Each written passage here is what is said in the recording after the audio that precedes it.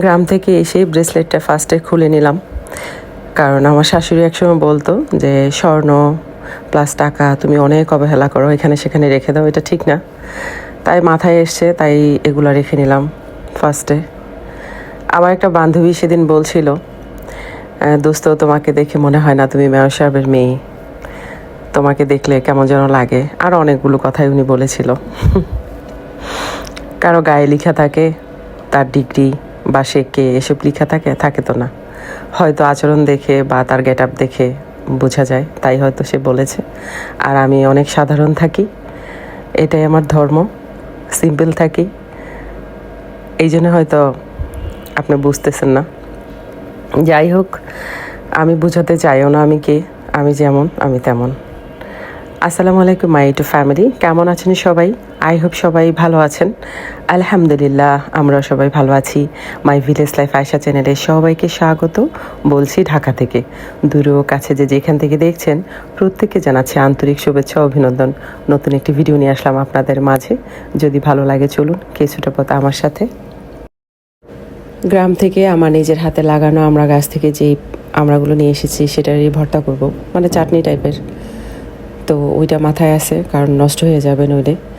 আর ওইদিকে একজন বলল আমাকে যে আপনি গ্রাম গ্রাম কেন বলেন, এটা তো গ্রাম না, আমাদের জায়গাটা পৌরসভা, সেজন্য হয়তো উনি বলছে গ্রাম না, কিন্তু আমি যেখানে থাকি সেখানের কথা চিন্তা করলে ওইটা গ্রাম লাগে, তাই বলি। যাই হোক, আমাদের ২৫০০ সব থেকে সুন্দর জায়গা, মায়ার জায়গা, আর এটা আমার ভীষণ পছন্দ। আর এই যে ব্রেসলেটটা দেখছেন, মামন ব্লগ, আপনারা সবাই জানেন, কলকাতার আমার ভীষণ পছন্দের একটা ব্যক্তি।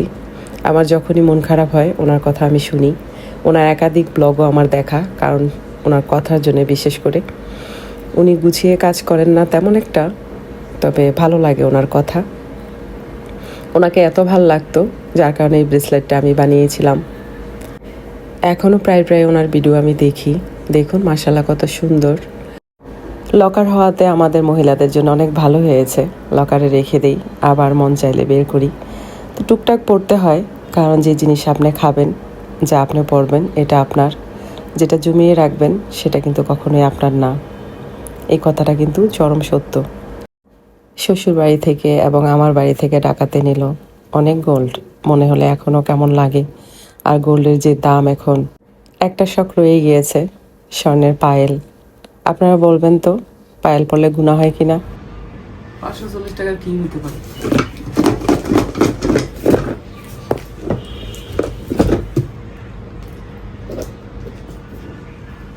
আমাকে বলতেছে, আমি শুয়ে টিভি দেখতেছি, গোসল আসা দেরি হয়ে গেছে, ভিডিওটা করছি, এডিট করে মাথা যন্ত্রণা করতেছে, ঘুমাই গেছি। এখন এটা বলতেছে আনবক্সিং করতে, মাইসে মনে বলতেছে ট্রাইপড।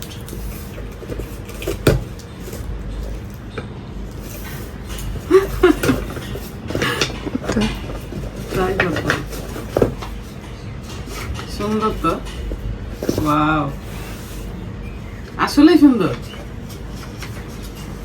তোমার আব্বু এখন ইদানিং রান্না করে যায় কি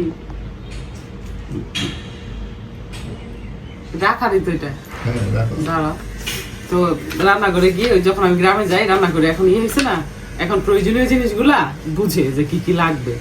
বিসমিল্লাহ, জিনিসটা সুন্দর,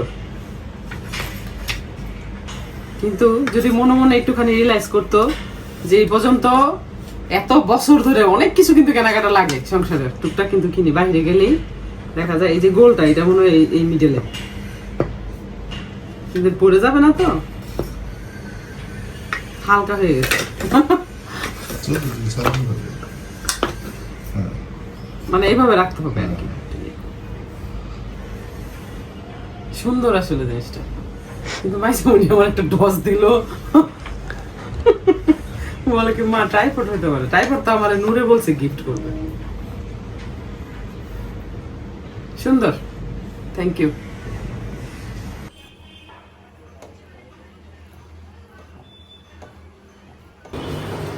আমাদের বাড়ির যে উঠোন থেকে যে আমরা গাছের থেকে আমরা নিয়ে এসেছি, সে আমরা এতটাই ছোট ছিল যে এটা সিলা সম্ভব হয়নি, তাই জন্য বয়েল করে টেকনিক করে শিখতে হয়েছে। এখন নুরকে দিব খেতে, কেমন পিস? 1 পিস না 2 পিস? 1 পিস। আশা করি ভালোই হবে, অত শর্টকাটের মধ্যে বেশি একটু বন্ধই করছি। ডাইটা দিতে হবে, কি দিয়ে যেন রাখছিলাম, ও একদম নোংরা হয়ে গেছে। মেথি যে সকালবেলা চা খাই খালি এখান থেকে একটু দিয়ে নিলাম।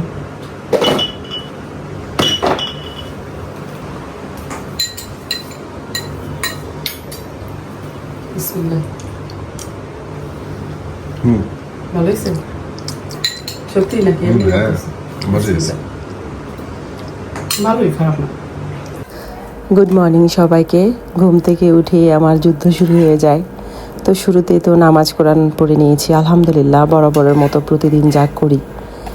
তারপর পরোটা সেকে নেব। যেহেতু আমি রাতে খাই না, তাই সকালে আমারও খিদাটা ভীষণ লাগে, কিন্তু ছেলেকে বিদায় করাটাও মোস্ট ইম্পর্ট্যান্ট। ওকে বিদায় করার পর নিজে নাস্তা করে বাকি অন্য সব কাজ করি। মেয়েকেও নাস্তা দিব, ছেলেকেও দিব। তো আজকে নূরের আব্বুকেও একটু দিব, কারণ উনি খায় না সকালবেলা নাস্তা তেমন একটা। আর এখানটায় যে ডিমটা, সেটা আমার জন্যে। পরোটার সাথে ডিম ভীষণ ভালো লাগে, ব্যাপারটা এমন না। যেহেতু ডিম আমি খাই রেগুলার, সেই জন্য আর কি নেওয়া। রাতের গুস্ত ছিল, তো সেইটাই মেজো ছেলেকে দিয়ে দিব। তো ছেলে আমার ঘুমাচ্ছে, ওর টেবিলে রেখে তারপর একবারে ওকে ডাকবো। প্রত্যেকটা দিনই আমার ঠিক এভাবেই যায়। অনেকের ধারণা আমার হয়তো অফুরন্ত সময়, সবার সাথে কেন যোগাযোগ রাখি না, চাইলেই রাখতে পারি। আমি জানি না আপনাদের সময় কেমন কাটে, বাট আমার সময় বড্ড, কি বলবো আপনাদের, সময়টা এখন অভাব, যে কেন পাই না। সারাদিন কি করি জানি না, তবে স্টেপ বাই স্টেপ যা কাজ করি তার মধ্যে সময় আসলে পাই না। আর সেই সাথে যদি ভিডিওর কাজ করতে হয়, তাহলে তো বুঝতেই পারছেন অবস্থাটা কোথায় দাঁড়ায়। ছেলে ব্যাগগুলো এক পাশে রেখে, খাবারগুলো মাঝখানে রেখে ঢেকে রাখবো। তারপর ছেলেকে ডাকবো, ও ফ্রেশ হয়ে খেয়ে নেবে এবং চলে যাবে। এখন 6:20 মতো বাজে। তো রেডি হয়ে 7টায় বের হয়ে যাবে।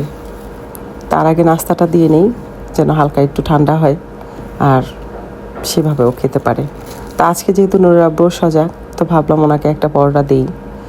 গরু গোস্ত দিয়ে পরোটা ওনার ভীষণ পছন্দ। প্রথমে খেতে চায়নি, তারপরে খেলো। আর এখানে ঢেকে রেখেছি মেয়ের খাবার, সাথে আমার খাবারটা নিয়ে মিস্টারের পাশে বসবো। তো ওনার পাশে বসে খেতে আজকাল আমার কেমন যেন লাগে, বহু আগে থেকেই খেতে পারি না। কারণ আমরা 10 মিনিট কথা বললে 25 মিনিটে ঝগড়া হয়ে যায়। আপনাদের মধ্যে কেমন হয় জানি না, আমি যদি পূর্ব বলি, উনি সবসময় বলে পশ্চিম। তার জন্য পাশে বসি না, ভয়ে। সম্পর্ক এভাবেই থাকুক, কারণ যেহেতু ঝগড়া হয়ে যাবে, তাহলে একটু দূরে থাকাই ভালো। মজা করলাম। এখানে যে কাপড়গুলো আছে, সেই কাপড়গুলো নিয়ে আমার রুমে নিয়ে এসে ঠান্ডা মাথায় ভাঁজ করে নিলাম। প্রিয় আপু ভাইদের কিছু ভিডিও দেখলাম। বাকি দুপুরের রান্নার কাজ স্টার্ট হবে একটু পর থেকে। আমার মায়ের দেয়া এই জিনিসটার নাম আমি জানি না, বড় আপুর কাছে দিয়ে রেখেছিল, তো সেইটা। আর বাকি বাদামটা বড় আপু দিয়েছেন।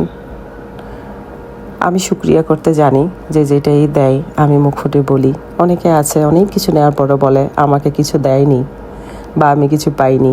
আমি আসলে সেই ধরনের মানুষের মধ্যে না।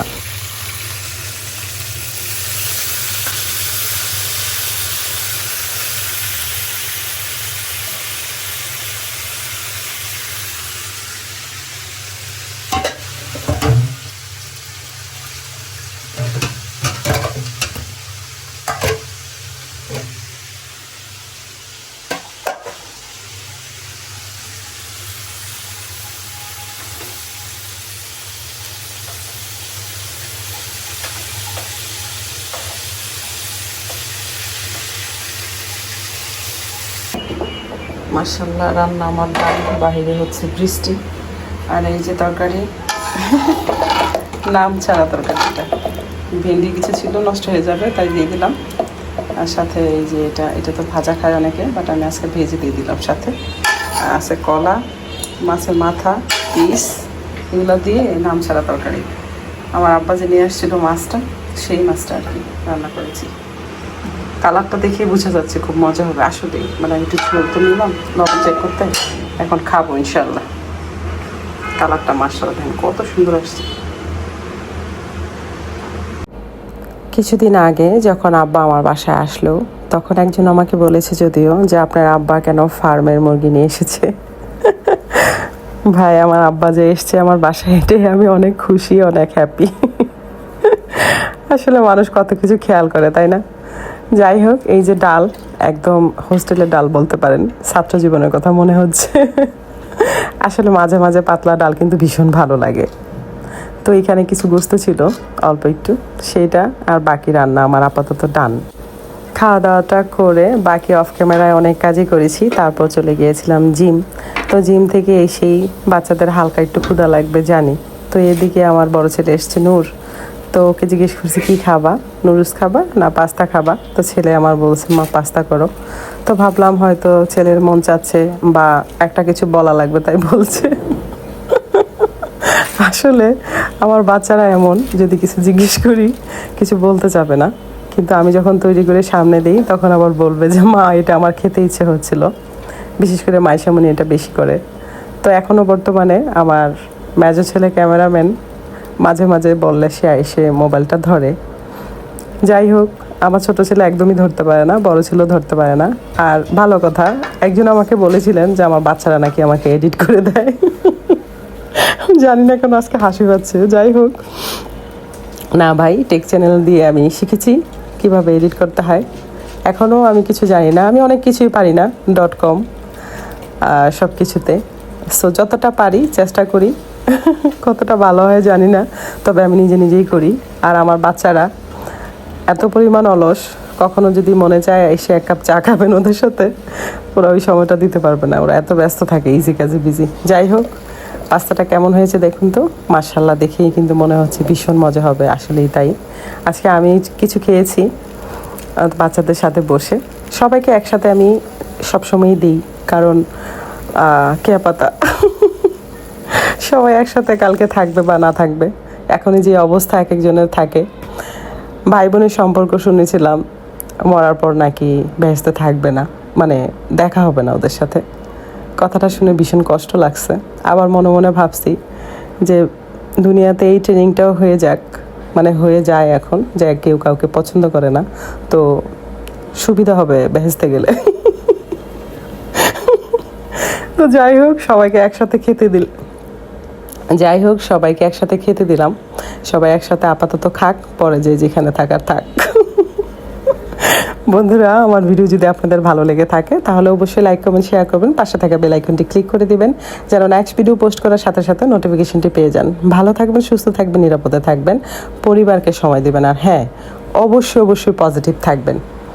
পজিটিভ থাকা এখন অনেক জরুরি, কারণ আমাদের মাথার মধ্যে মানে গোবর হলেও ভালো ছিল, আমরা শুধু নেগেটিভিটি দেখি, মানুষের পজিটিভ দিকগুলো দেখি না।